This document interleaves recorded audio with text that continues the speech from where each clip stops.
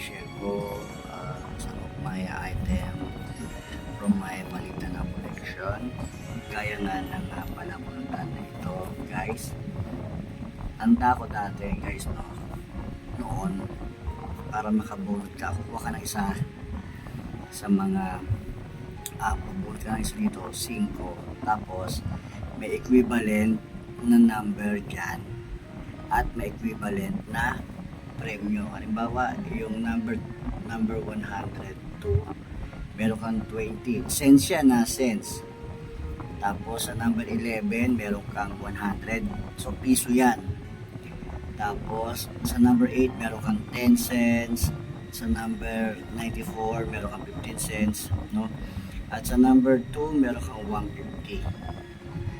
1.50, no? Piso at 50 centavos.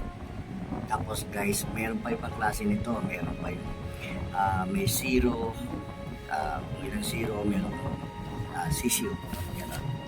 Tapos dati pa naglalaro tayo ng mga bahay-bahayan, guys. Meron tayong mga sigarilyo, yung mga tatay-tatayan, meron silang mga sigarilyo, yung mga nanay-nanayan, meron silang mga dede, mga dodo, para kunyari sa mga anak nila, no? Nakakatuwa. Then meron tayong mga tanching, dahil ang noon, guys, talagang tawag na doon palasak, palamak. Marami na naghahilig sa mga robot, no? Hindi naman kaya ng karamihan na makabili ng mga 45, mga Daimos, Mazinger Z. So meron na lang tayo mga robot na tanching toys. Pero guys, meron pa rin mga 45 na tanching toys. Tapos sino pa namang hindi makakalimot sa trumpo na meron pang mga tamtax, no? Guys, hindi ako nahilig sa trumpo kasi bano nga ako, no?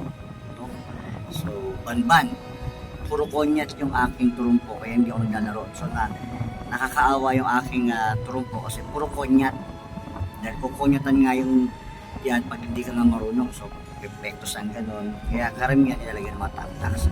So hindi ako nahilig sa trumpo dahil kawawa ang aking trumpo.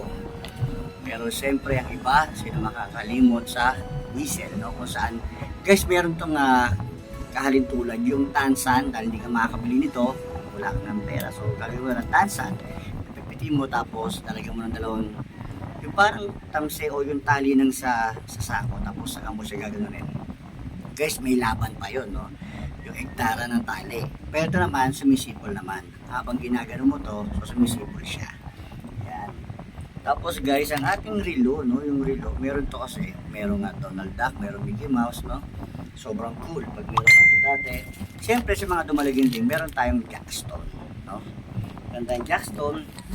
Tapos guys, sa amin mga Katoliko, bumili kami dito, glow in the dark, no? Glow in the dark na ninyo na nabibili nga sa labas ng mga school piso. Yan. May kasama, mayroon pa yung isang klase, yung ganyan, yung Ama Mary at saka Papa Jesus. Then syempre yung ating bouncing ball, no? Kung saan yung goma gagano'n muna, parang yoyo, tapos talbog. Guys, unang labas puro puti. Meron ako nung puro puti, pero hindi siya puti, brown na siya, sobra kaluma, tapos matigas na siya. Syempre ang ating text, ito palasak text, no? Ayan, pareho pa siya. Yan ang ating text, no? Kung saan lalagyan mo ng mark dyan para sa yung pato. Then ang ating lapis, no? Ayan, so hope you like it po. Sana nagugustuhan nyo po yung aking mga baliktanaw